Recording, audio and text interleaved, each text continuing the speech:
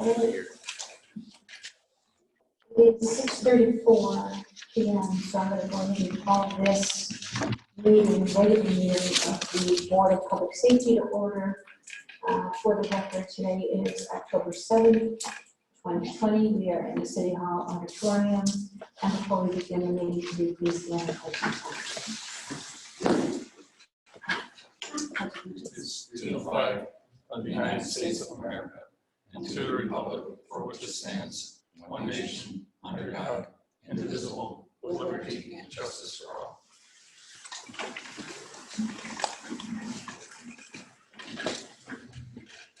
Okay, we'll jump right in. Item number 1 on the agenda tonight. I'll entertain a motion to approve the minutes of the regular meeting held September 2nd, 2020. So moved. Second.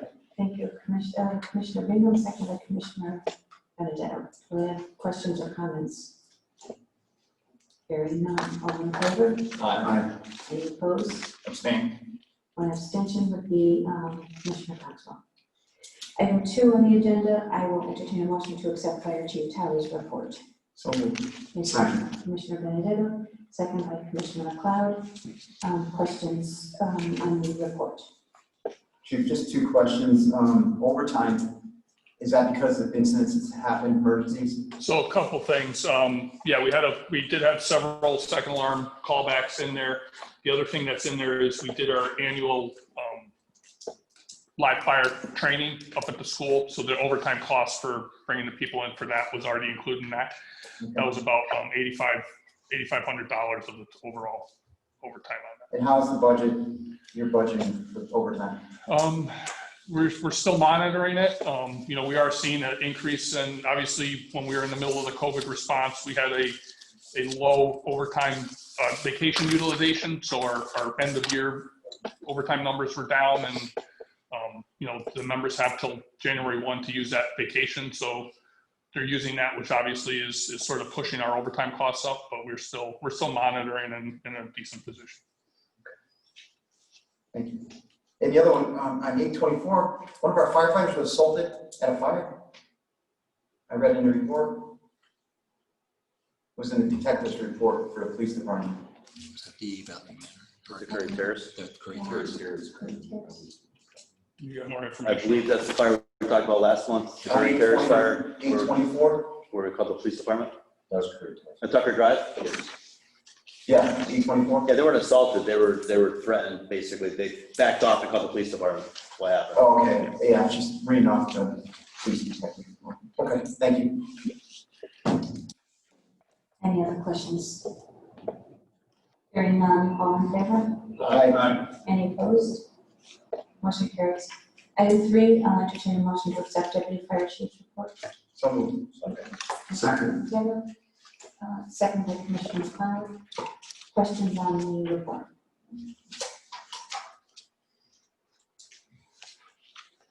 Hearing none, all in favor? Aye. Any opposed? Motion carries. Item 4, report is not in our package, so I would just entertain a motion to table item number 4. I'll take number 4. Thank you, Commissioner Benedetto. Do you have a second on the motion? Second. Second by Commissioner McLeod. All in favor?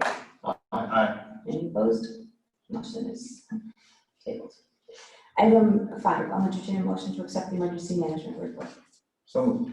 Second. Second by Commissioner Bingham. Questions? Hearing none. All in favor? Aye. Any opposed? Motion carries. Item 6, I'll entertain a motion to accept the fire marshal's report. So moved. Thank you, Commissioner Benedetto, second by Commissioner McLeod. Questions on this report? Hearing none, all in favor? Aye.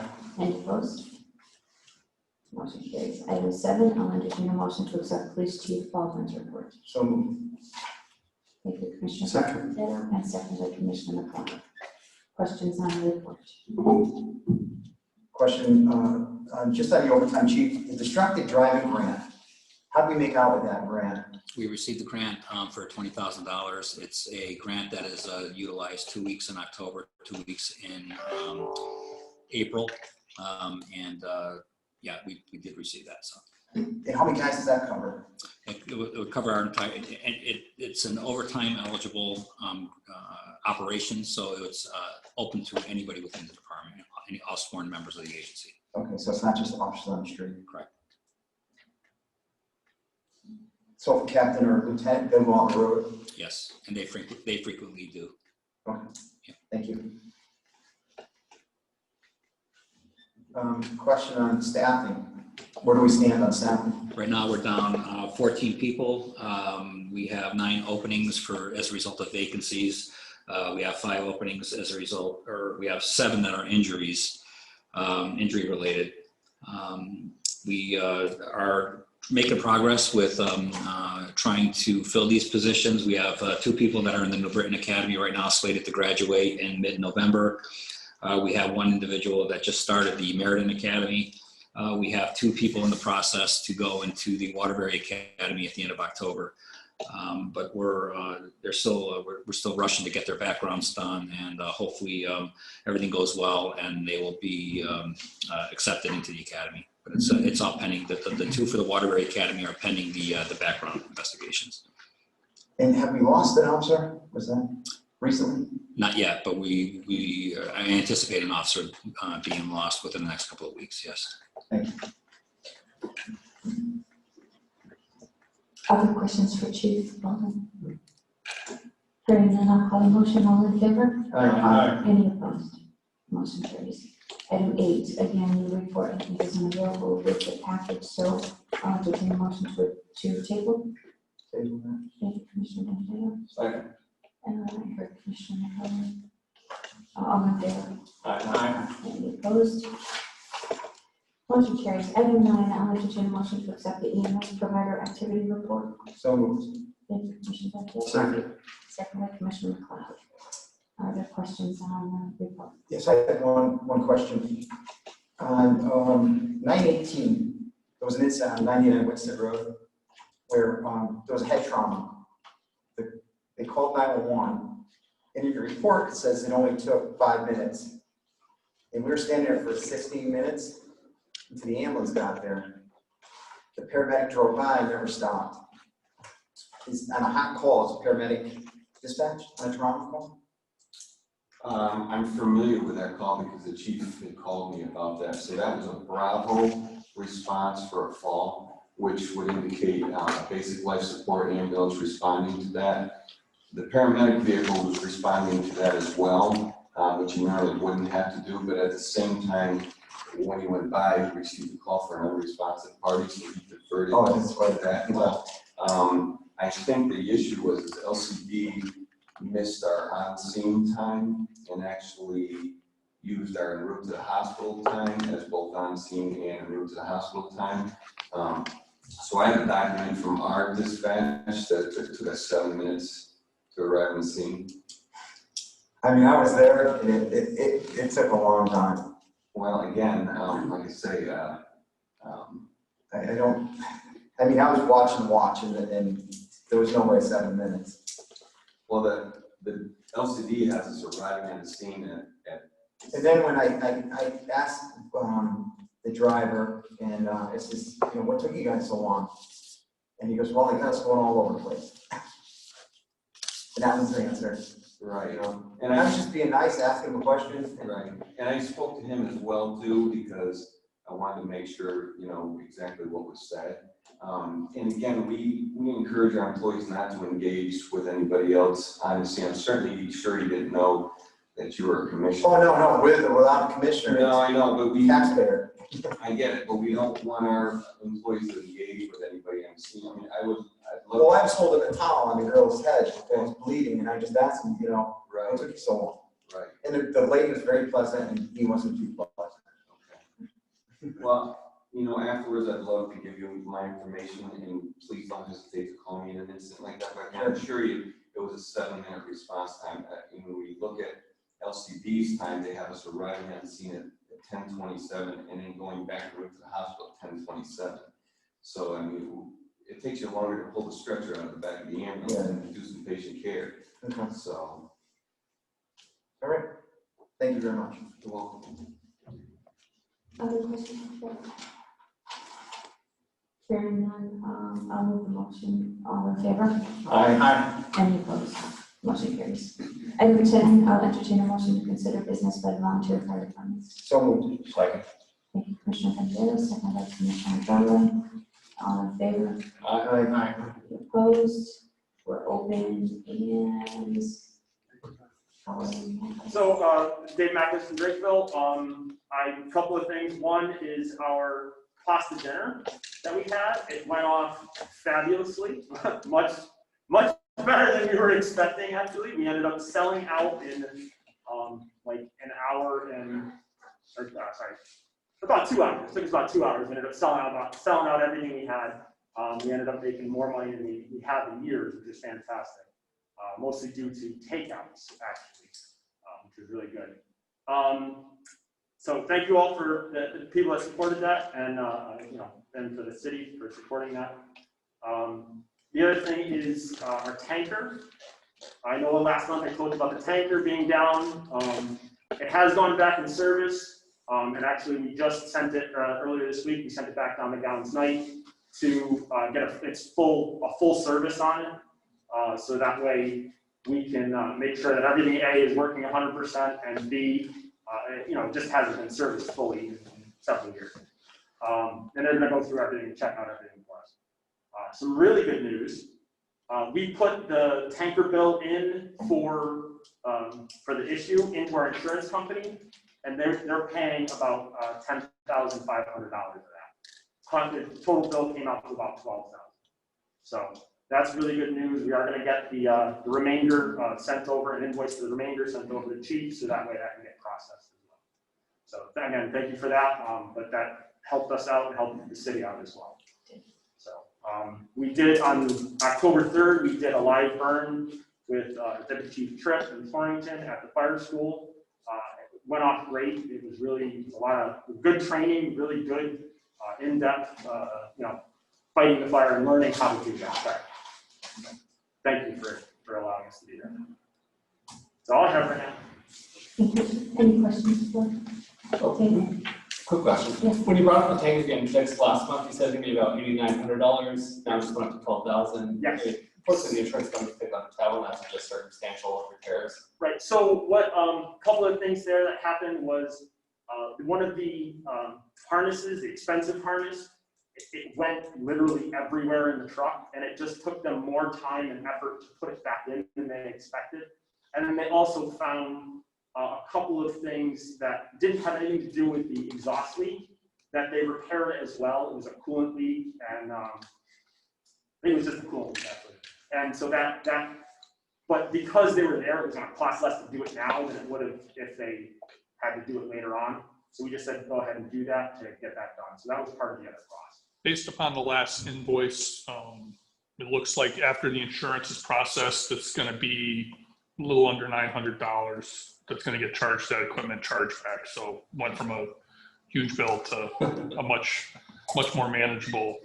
We still don't have that budgeted or accounted for, but it'll be a lot easier to get to that threshold. Obviously, it's much more attainable than the 12,000 that we originally sort of wincing for.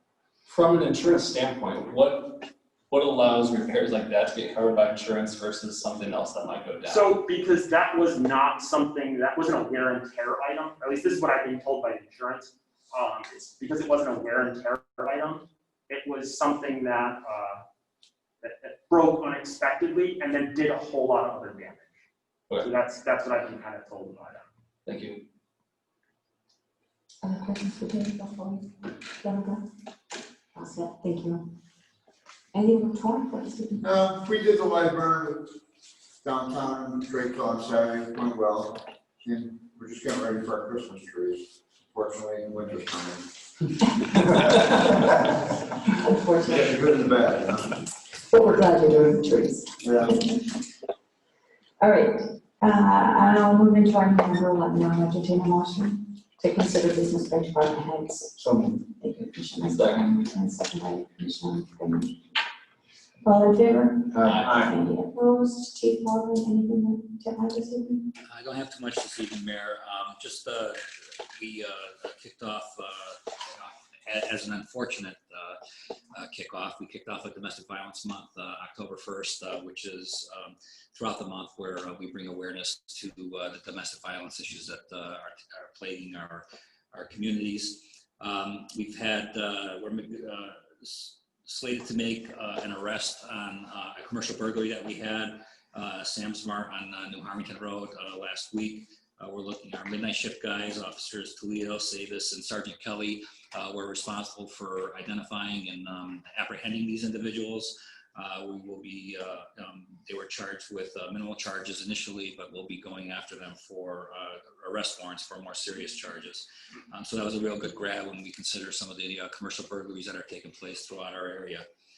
Our statewide narcotics officers, our narcotics unit has been busy. We've made our narcotics arrest last week on Lower East Main Street. And we also conducted 2 search warrants on the Winston Road just recently for some more other narcotics. Those investigations are ongoing and they're continuing. Our PAL golf tournament took place on September 24th. It was a lower amount of participants this year. We had 96 participants and went over very well. It's one of their major fundraisers that they use for the PAL program. It wasn't as large as the other years past, but it was, considering the current environment and the atmosphere that we're in, it was considered a success. Some of the PAL programs are being sidelined because of the COVID situation as it relates to our kids in our area. But an officer, Chris Medic, is working diligently to continue and working with the schools to continue with getting some of these programs up and running as best we can, obviously keeping safety in mind. So that's what I have for this evening. Thank you, Chief. Any questions from the board? Okay, Chief Tony. No, I mean, it's been a busy month, as they all seem to be remiss. It's also Fire Prevention Month. So with COVID, we're difficult times doing the normal outreach that we would during this month for fire prevention, but the marshals are working on alternate plans, and we're using social media and messaging out that way and trying to get materials out there to work on all that. It was a busy month. I do want to commend the guys. We had 2 second alarm fires that were both incredible stops. They did a real good job getting in there and holding the fire to the smallest amount possible and minimizing damage. They were still substantial damage, but definitely their rapid efforts really made a huge impact on those. And then we had the rope rescue out of the river, which was a technical rescue, and a lot of moving parts were in there, but they were able to extricate that person out of the river, via rope system, and under, I think it was about 20 minutes from the time they, started the rope operation. So these guys continue to step up and make these incidents, keep these incidents small, which I'm very thankful for. So didn't want to bring that up. North End has been repaved, so I want to very thankful for that investment in our facilities. It did require us to relocate out of there for a little while. I was probably babying the pavement a little. It was because of the investment that was made. We wanted to make sure that it cured and we didn't have any issues when we got there. So that's we continue to do work. Working on with our truck committee, working to identify our vehicle replacements moving forward, and what's going to best serve the citizens of Torrington, and continue to pursue grant opportunities. It doesn't look like the radio communications grant, AFG Assistance for Firefighters grant we put in, is going to be successful. So we are, looking at paths to sort of start addressing those communication issues, but also continuing to seek, grant or funding opportunities to try to offset some of that investment to the city. So. Also, am pursuing looking into information on a safer, safe and adequate, funding for firefighter positions through the Assistance for Firefighters grant. Looking to see what that would look like. We do have some retirements coming up.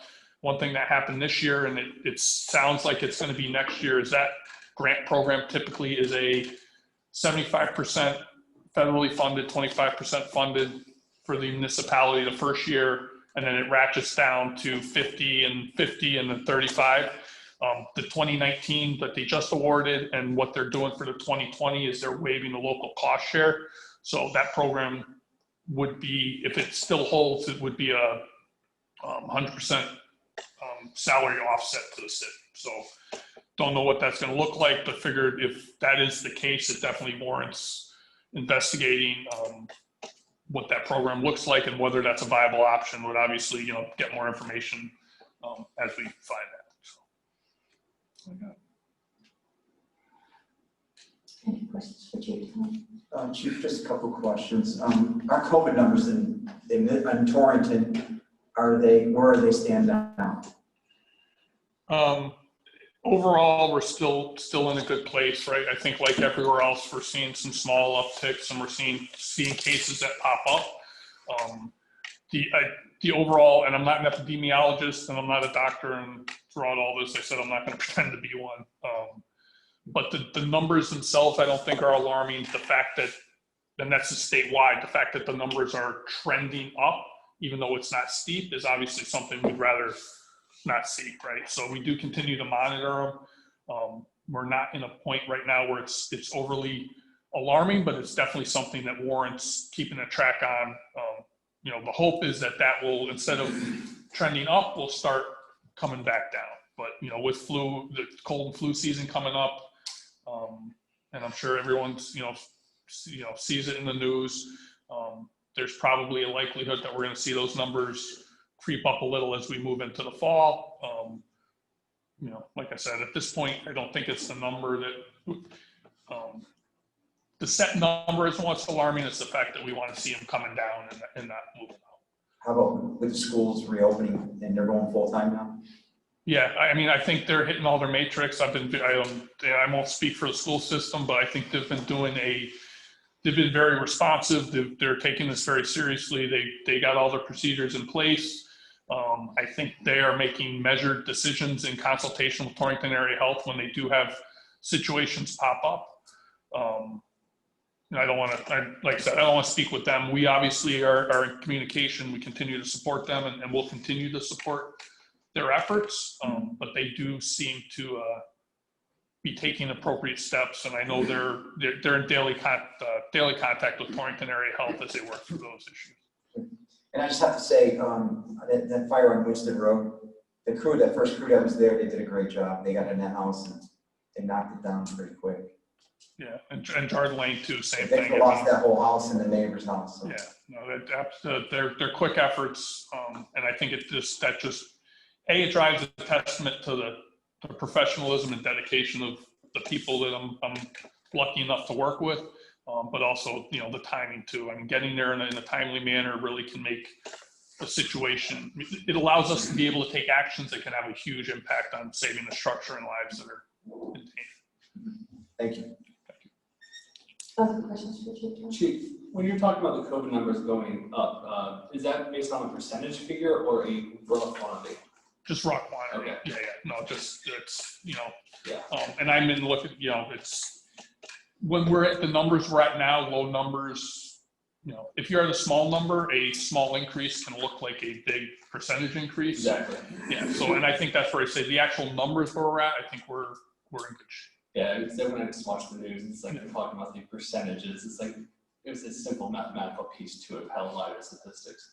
Yeah, if you go from 5 cases to 10 cases, it's 100% increase, but it's not anywhere close to where we were in March and April and what we were seeing. So. Excellent. Thank you. Absolutely. Other questions? Hearing none. Deputy Chief, anything to say? Yes, Mayor, I just have one comment. I want to thank the support of the board, the support of the local in 6-7, the volunteer departments, and especially Chief Dowie and the support of my brother passing last month. It really shows the camaraderie, the love, and what the city does for the people that work with them and involve them. So I just wanted to thank you all for that. And that's all I have. Thank you, Chief, Deputy Chief. And our condolences again. Thank you. Right, we'll move right into item, oh, I'm sorry. Anything more from training this evening? We got a lot to report. We're doing some paving also. We've done it in sections, so we don't have to park out on the street for a month. So we're doing that, and then we too have seen a small uptick in COVID cases. Thank God all of our employees are healthy. We have a good supply of PPEs, so we're just going to continue fighting the good fight. Okay, thank you. Any questions for Jeff? All right, then moving into 12. I'll entertain a motion to consider business by the mayor and members of the. So moved. Thank you, Commissioner Vendetta. Second. And second by Commissioner McLeod. All in favor? Aye. All right, starting from everybody, anything this evening, Commissioner Goodwin? I just want to thank you all for just the continued relay of information on a regular basis. It really means a lot to me, so thank you. Anything, Commissioner Conrad? Just again, great job by public safety. Structure fires, I went to one of them. Good job by the firefighters again. Police department is very active and very busy. Great job on their end too. Trinity, same thing. A lot of calls in Torrington. Thank you, Commissioner Vendetta. Yes, Chief Baldwin, first, is there a rise in car break-ins? I'm hearing a lot on people's cars, either leaving keys in it, they're breaking into cars. Is there a rise? Are we catching these people that are doing it? There is trends showing an upward issues concerning car break-ins and stolen cars.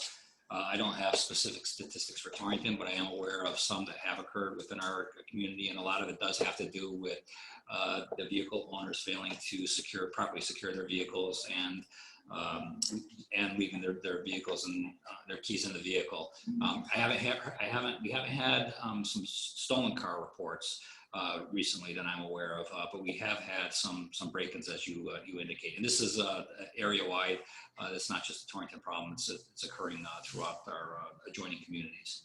I get the video alerts, to Ring, and people always posting them, trying to get into cars. So concerns on Torrington East Street. Neighbors came up to me and they're speeding. They call Torrington directs them to New Hartford. They try to call New Hartford and get nowhere. So I know it divides half the street. So is it Torrington's responsibility or is it New Hartford's? It's most of the street lays within New Hartford, so it's New Hartford's. Most of it's New Hartford's responsibility. There's a side of you're right. It goes down the middle. I don't know exactly where the line is, but I know that most of that Torrington East Street. But they're saying we pay taxes to the city of Torrington. Yeah. So what do I tell them? I mean, we can put a car up there, but we can't make take any enforcement action to. We'd have to delineate exactly where the line is up there, and it may have already been done. I'm not well aware of that right now, but I do know that Torrington East Street is a dividing line. Yeah, it's a boundary line. But we on the Torrington side, at least like the Chestnut Hill area and all that, we can put a car that's visible there. Is there a chance you could reach out to New Hartford? I can, and I can request it of them, but in the end, it's going to be up to them to decide whether or not they want to put somebody out there. Thank you. And one more thing, the bike trail down on Perkins Street. I was on that trail Tuesday night, and I got down by the sewer plant, and there was a little party in the woods there. Did you get me? It wouldn't give me beer, but yeah. So I kept pedaling. But is there any enforcement on that trail past the baseball fields and the new dog park? Because there's a couple ladies and younger people that walk that trail, and it was just getting dark. And our bike officers are on that trail as as time warrants and as they're available, they're out there as much as they can. When you get down into that area, again, you're dealing with a town line issue and a jurisdictional issue. There's a part that is, I'm not sure if something that goes into Torrington or not. So the sewer plant is in Torrington, so that would be a state police jurisdiction. The only thing I can suggest is that in the future that you give us a call and we can send an officer down there to take a look at it and see if there's any violations, and we'll take the appropriate actions. But we're out there as much as we can on the bikes. Yeah, I'm just curious about patrolling that. And I'd say, oh, one other thing, congratulations to your son Oh, thank you. tomorrow night, so good luck to him. Thank you. Commissioner Torrington. Thank you. Just briefly, want to, if you told me it's been 11 months since my last meeting when I was on the city council, if you told me in 2020 I'd be back up here, I wouldn't have believed that one. But this year's taught me to expect the unexpected, and I am happy to be here. I want to thank Mayor Carbone for her basically her faith in me to fill this spot. There are some big shoes to fill. I thought the world of Option 40. I know I'm not telling anyone different here how great of a guy he was. And I also saw from my view on the council how dedicated and how hard he worked at this position here. And so that's something that I'm going to keep with me in the next year, knowing that the voters didn't put me here. I'm here to fill Bob's term, and I'm going to do that with the same hard work and dedication, hopefully, that he had. I do look forward to working with my fellow board members, the mayor, administration, our department heads, our rank and file, our volunteer departments, everyone. And if you don't have it yet, you'll have my contact information soon. Please don't hesitate if there's something you ever want to talk about. Be happy, and even though I was on the council, pretend that I'm the new, I am the new person, and there's, assume I don't have any information whatsoever. And so with that, just two things also that were mentioned. I just want to commend Drakeville for being able to hold their process up. I was away, but to hear that it was sold out really hardens me, given the year and everything we've had and how hard it's been with fundraisers. I was lucky enough to participate in the PAL event and want to congratulate them. There's a lot of nonprofits who didn't hold their usual events this year. I know it was reduced. I know, fortunately, not the fundraising they were hoping for, but I think they did a tremendous job making it safe for the participants there. And I'm glad they were able to raise some money at that event when some people haven't been able to do that. With that, I look forward to seeing everyone at the next meeting. Thank you. I heard you were a winner at the PAL tournament. Is that true? Yes, yes. Usually I'm not a winner of these things. And if you told me there's only one prize and I'd be the winner, I wouldn't believe that one either. But once again, 2020, expecting unexpected. So once again, it was a great event. Thank you, Commissioner. Commissioner McLeod. You stole my thunder a little bit. I want to welcome you to the board. I will personally ask you away from your why, but we'll go from there. And you do have big shoes to seek to fill in, that's for sure. But welcome. I do have one question for Chief Baldwin. You talked about before a little bit. I was approached from a third party about speed bumps. And what's the thought process on them? There were speed bumps, I guess, at one time up on Pfeiffer Lane near Georgetown. I took a ride through there. I didn't even see. Usually, you can see where they used to be, and I didn't notice any. But that's the information that I got through a third party. And kind of, if you could just touch base on generally what the feeling is about them. Because if it's a good idea, I'll take about 5 on Lower Charles Street. Speed bumps are they are being utilized throughout the different municipalities and different towns on a very, very limited basis. There has to be, for the Pfeiffer Lane, Georgetown Garden situation, I was advised us several years ago, they did have speed bumps in there, but Georgetown Gardens is a private entity. So they maintain their own roads. They have the ability to put those types of devices within their property. When it comes to city-related issues, we'd have to deal with specifically damage to vehicles. Who would be liable for that? If a vehicle, if you had a speed bump, for lack of better terms, that somebody went over with a low clearance on their vehicle and we ripped out their exhaust or their they did damage into their car, they could potentially make a claim to the city. So there's a potential, but quite honestly, I think there'd have to be an awful lot of research, and I think the Corporation Council would have to be involved in that. It hampers, the street department hates them. and the town, from different towns that I'm familiar with, because of the plowing operations and trying to clean snow, it makes it very difficult for them. They have the potential to ruin plow blades and that type of thing. So there's a lot of, I don't know if the pros outweigh, I think I don't know if I'm trying to say this, but I don't know if the pros outweigh the cons to that, Yeah, quite honestly. thank you. I know Commissioner Bennett, you wanted to. I just forgot to ask about the food drive. To put that on record, just give a little update on what the issue was and how we're gonna solve it, or what suggestions you have. I knew this was coming.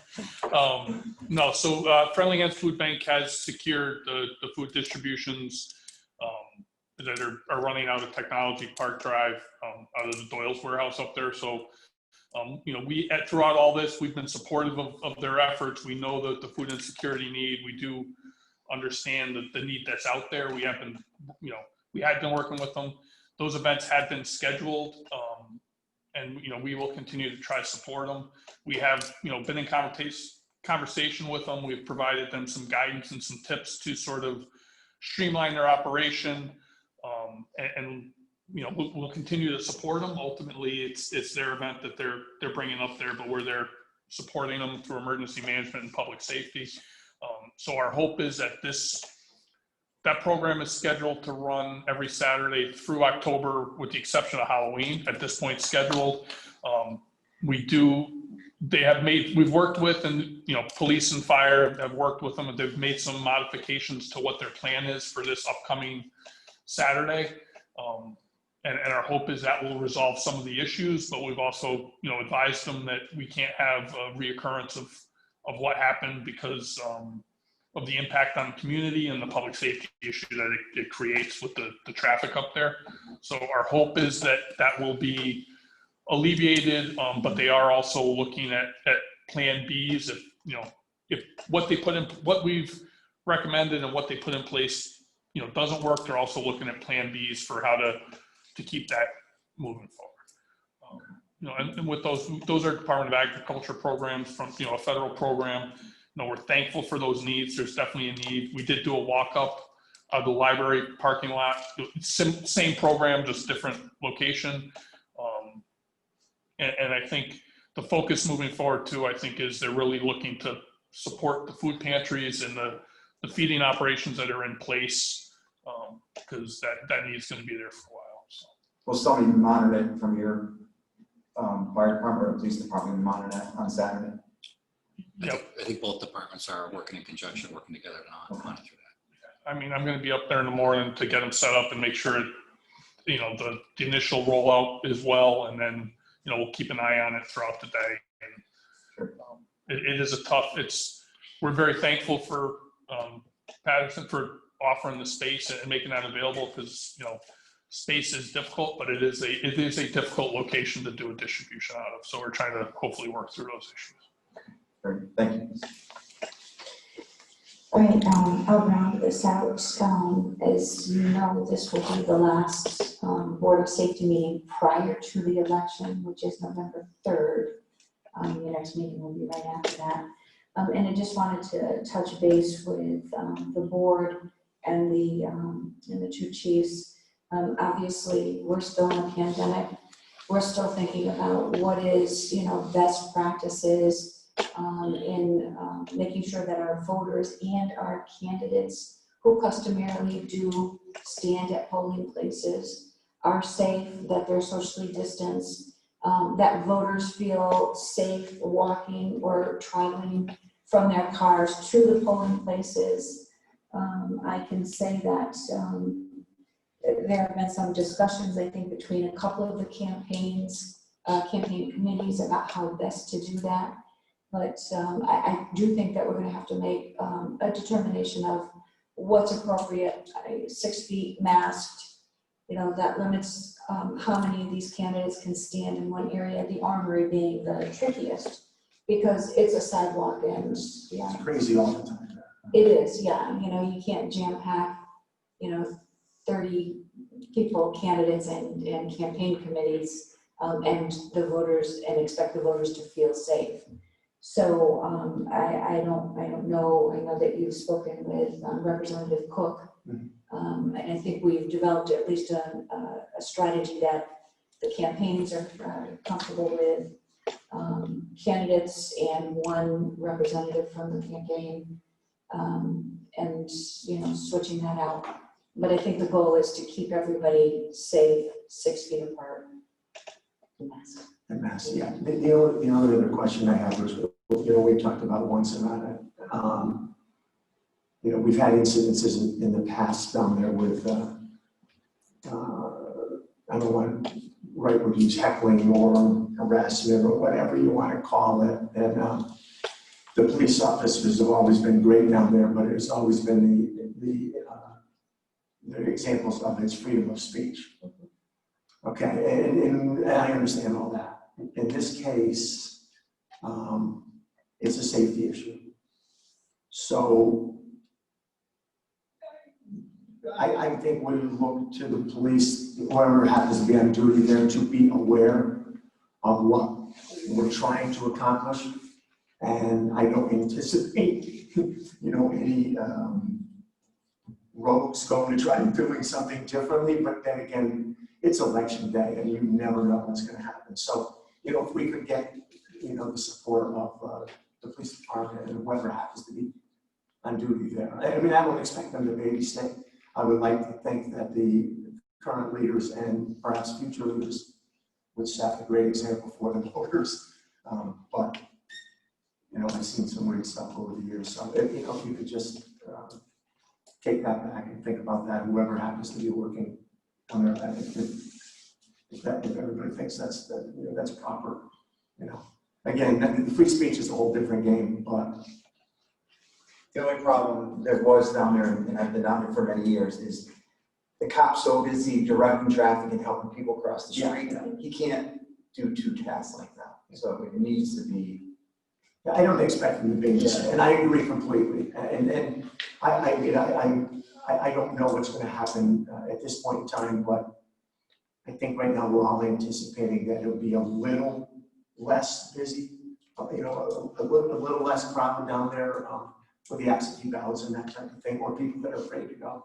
I don't know.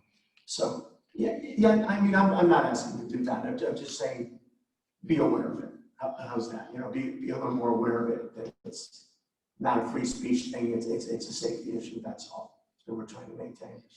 But I can tell you that we're monitoring the election process that's coming up this year throughout, you know, throughout the nation. As a matter of fact, I'm in contact with colleagues in different organizations that are preparing for unfortunate worst case scenarios at polling places on election day because of the contentious issues that are taking place.